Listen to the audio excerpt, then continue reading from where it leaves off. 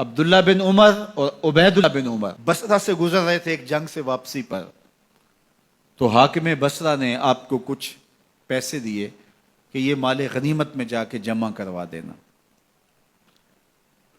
اور پھر خود ہی مشورہ دیا کہ عراق کے اندر فلاں فلاں چیز بہت سستی مل جاتی ہے اور حجاز میں ان چیزوں کی قیمت زیادہ ہے، تو اگر آپ ایسا کر لیں کہ یہ ان پیسوں سے خرید لیں اور جا کے مدینہ المنورہ میں فروخت کر دیں، تو جو زائد پیسے آپ کمائیں گے وہ آپ کے ہوئے، اور یہی اشرفیاں جو میں نے دی ہیں آپ کو، اتنی اشرفیاں بیت المال میں جمع کروا دینا، تم نے محنت کی ہوگی، تجارت کی ہوگی، تو جتنے بچیں گے وہ آپ کے ہوں گے۔ تو انہوں نے کہا بہت اچھا، وہاں سے مال خرید لیا، مدینہ المنورہ میں آ کے بیچ دیا، جتنی اشرفیاں انہوں نے وہاں سے دی تھی بیت المال کے لیے، اتنی بیت المال میں جمع کروا دی۔ حضرت عمر رضی اللہ تعالیٰ عنہ کو پتہ چلا، بیٹوں کو بلایا، کہا کہ سنا ہے تم نے کوئی کمائی کی ہے؟ کہا جی ہم نے تو تجارت کی اور جو مال لیا تھا اتنا مال ہی بیت المال میں جمع کروایا ہے۔ کہا تم بیت المال کے پیسوں پر کمائی کی ہے، وہ پیسے بھی تمہیں بیت المال میں جمع کروانے پڑیں گے۔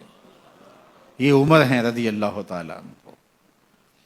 رومی شہنشاہ کی بیوی سلام بھیجتی ہے حضرت عمر رضی اللہ تعالیٰ عنہ کی اہلیہ کو، تو وہ 1 دینار ادھار لے کر کے اس کا عطر خریدتی ہیں اور شیشیوں میں ڈال کر کے ان کو بھیجتی ہیں کہ چلو ایک رواداری کا اچھا ثبوت فراہم کیا جائے۔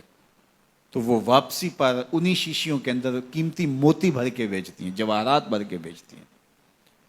حضرت عمر رضی اللہ تعالیٰ عنہ فرماتے ہیں لاؤ یہ سارے جواہرات، سب کو فروخت کرتے ہیں، 1 دینار اس کو دیتے ہیں، باقی بیت المال میں جمع کر دیتے ہیں۔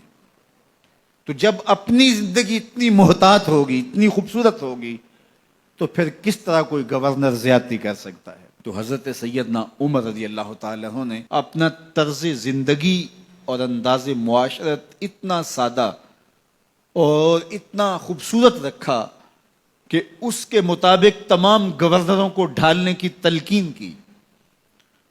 آپ جب بھی کسی شخص کو بطور گورنر اس کا تعین کرتے تو اس کو یہ نصیحتیں کرتے، ایک ترکی گھوڑے پہ سوار نہیں ہوں گے، باریک کپڑا نہیں پہنیں گے، اور انچھنے آٹے کی روٹی کھائیں گے، مکان کا دروازہ نہیں لگائیں گے، کوئی حاجب نہیں رکھیں گے، چوکیدار نہیں رکھیں گے، بواب نہیں رکھیں گے، جو تمہارے تک پہنچنا چاہے ڈائریکٹ پہنچ جائے۔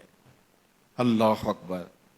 اور پھر جب کسی کو متعین کیا جاتا اس کی جائیدادیں لکھ لی جاتی ہیں کہ اس کے پاس کتنی جائیداد ہے، وہ حساب اپنے پاس رکھتے، اور جب وہ معزول ہوتا یا اس کا وقت ختم ہوتا تو آپ دیکھتے کہ اب اس کے پاس جائیداد کتنی ہے۔ اگر وہ جو پہلے آپ نے اپنے پاس ریکارڈ رکھا ہوتا اس سے جائیداد اس کی زیادہ ہوتی تو حضرت عمر بقیہ جائیداد بیت المال میں جمع کرتے۔